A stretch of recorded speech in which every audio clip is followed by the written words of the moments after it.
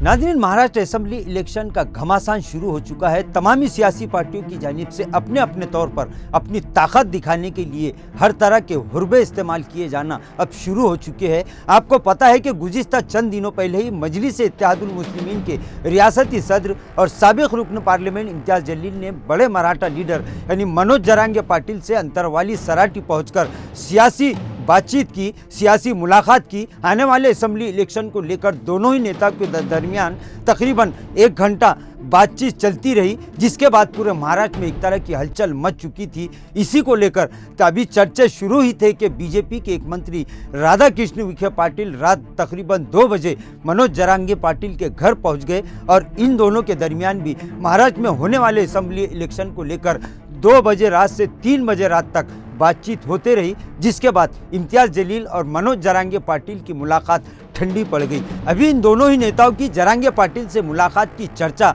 Social media पर चली रही थी कि गुज़िश्ता रात औरंगाबाद शहर के एक बड़ी होटल में मारूफ आलिम दीन और मुल्क की मशहूर व मारूफ दीनी इल्मी शख्सियत और एक सियासी हलचल पैदा करने वाली शख्सियत यानी मौलाना सज्जाद नोमानी ने मनोज जरांगे पाटिल से एक मुलाकात की, जिसके बाद महाराष्ट्र की सियासत में अब एक नया सियासी जलजला आ चुका है। इस ताल्लुक से पेश है एबीएन महाराष्ट्र की एक स्पेशल रिपोर्ट।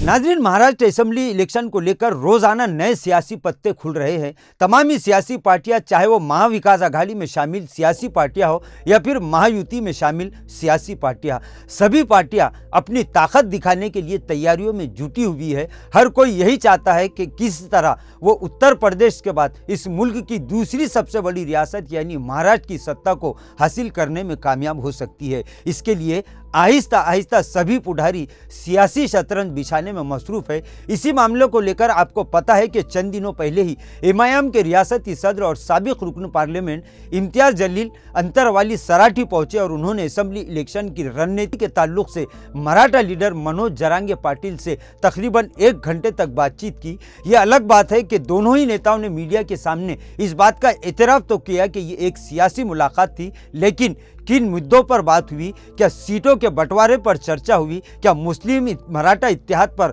बहस हुई, इस बारे में दोनों ही नेताओं ने राज खोलने से परहेज किया था। लेकिन इन दोनों की मुलाकात के बाद महाराष्ट्र की सियासत में एक तरह की हलचल पैदा हो चुकी थी और तरह तरह के बयानात सोशल मीडिया के जरिए सामने आने लगे थे। नाज़रीन, इम्तियाज़ जलील और मनोज जरांगे पाटिल की मुलाकात अभी मौजूद बहस ही थी कि दूसरे ही दिन बीजेपी के एक मंत्री जो खुद मराठा समाज के एक कदावर नेता पहचाने जाते हैं, जो खुद मराठा समाज के एक कदावर नेता समझे जाते हैं, यानी राधाकृष्ण विखे पाटिल, इन्होंने तो आधी रात को यानी तकरीबन 2 बजे रात को मनोज जरांगे पाटिल से उनके घर पहुंचकर मुलाकात की और तकरीबन 2 बजे रात से 3 बजे रात तक बीजेपी के मंत्री राधाकृष्ण विखे पाटिल और मराठा लीडर मनोज जरांगे पाटिल के दरमियान तकरीबन तमामी बातें सियासी तौर पर की गई।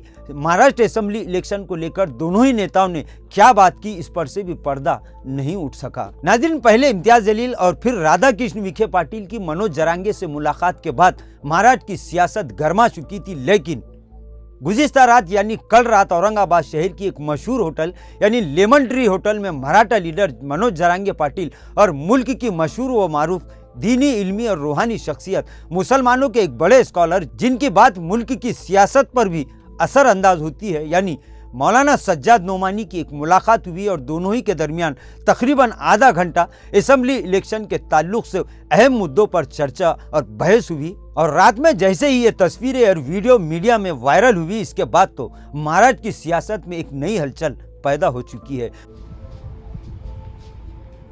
अंदर साहब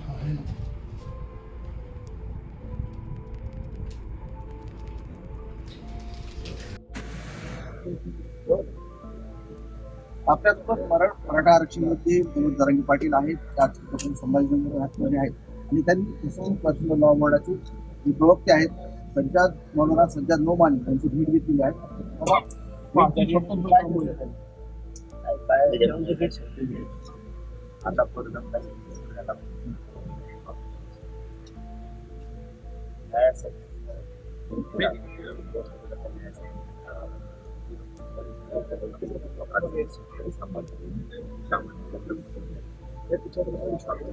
चर्चा केली पाहिजे. अनेक वर्षांचा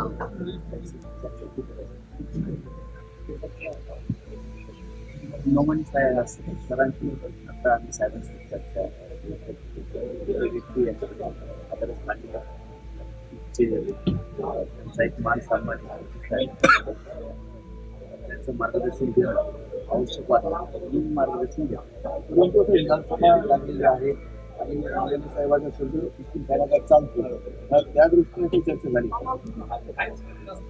आता वेळेत तशी म्हणलं का न्यायाच्या कक्षेत असताना समाज जिथं मानवतावाद म्हणलं जातं तिथं जात चुकून चालत नाही. तिथं न्यायाला आपल्याला खेचून आणायचं, तिथं मानवतावाद जागा ठेवणं गरजेचं आहे. आणि संविधान हेच सांगतं तुमच्यातला मानवता आणि मानव हा जिवंत असला पाहिजे. माणूस की तुमच्यातली मरता कामा ज्या दिवशी तुमच्यातले माणूस की मरेल ना त्या दिवशी जात आणि विनाश सोबत असणार.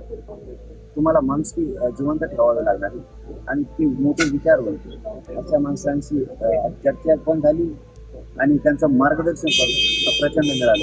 त्याचं काय असणार पाहिजे. मराठा आरक्षणात समितीने मुस्लिम समाजाला आरक्षण घेतलं होता, मुद्दा मांडून धरला होता. आज तुमची भेट झाली त्या विषयावर चर्चा झाली होता आणि येत्या विधानसभेला तुम्ही दोघे एकत्र येणार आहे. आता तो पुढचा विचार त्यांनाही विचार करायला गेला पाहिजे, बोलायला गेलं पाहिजे.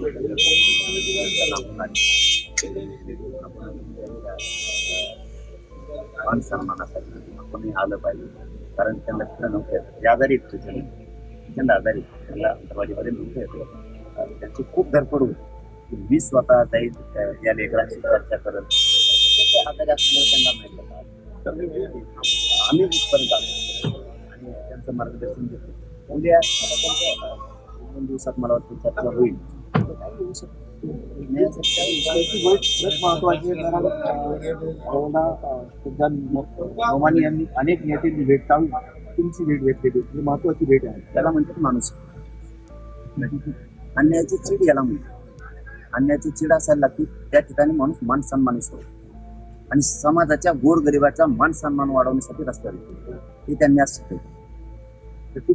जरांगे पाटील आणि त्यांनी आज महाराष्ट्र की सियासत में हड़कंप मचा हुआ है और इस तरह के संकेत मिल रहे हैं कि मराठा, मुस्लिम और दलित इत्तेहाद को लेकर आइंदा 24 घंटों में यानी कल शाम तक कोई बड़ा सियासी धमाका हो सकता है और महाराष्ट्र की सियासत में एक बड़ा उलटफेर होने की पेशनगोई की जा रही है। नाज़रीन, बाउसुक ज़राए से मिली जानकारी के मुताबिक मराठा, मुस्लिम और दलित इत्तेहाद के ताल्लुक से मुलाकातें इस वक्त भी जारी है, जिसके बाद महाविकास अघाड़ी खेमे में एक तरह की घबराहट का माहौल साफ तौर पर दिख रहा है, क्योंकि इस बार महाराष्ट्र के मुसलमानों की जानिब से सियासी हिस्सेदारी को लेकर महाविकास अघाड़ी को आखिरी अल्टीमेटम दिया जा चुका है, लेकिन अब तक महाविकास अघाड़ी मुसलमानों की सियासी नुमाइंदगी के ताल्लुक से कोई भी फैसला नहीं कर पाई है, जिससे अब ऐसा महसूस हो रहा है कि मुस्लिम, मराठा और दलित फैक्टर महाराष्ट्र की सियासत में एक नया सियासी जलजला ला सकता है। अब देखना यह है कि क्या मराठा, मुस्लिम और दलित फैक्टर की खबरें सही साबित होगी या फिर नहीं, लेकिन इतनी बात तो ज़रूर है कि अगर ये फैक्टर महाराष्ट्र में काम करता है तो फिर सिर्फ महाराष्ट्र ही नहीं बल्कि पूरे मुल्क की सियासत में एक नया टर्निंग पॉइंट साबित होगा। अब पूरे महाराष्ट्र के मुस्लिम और मराठा समाज की निगाहें इस जानिब लगी हुई है, लेकिन इसके लिए महाराष्ट्र के अवाम को कुछ इंतज़ार तो ज़रूर करना पड़ेगा। यानी आगे आगे देखिए कि होता है क्या। नाज़रीन, आज के लिए बस इतना ही। फिर मुलाकात होगी कुछ नई वीडियो के साथ। तब तक के लिए हमें इजाज़त दीजिए। अल्लाह हाफिज़।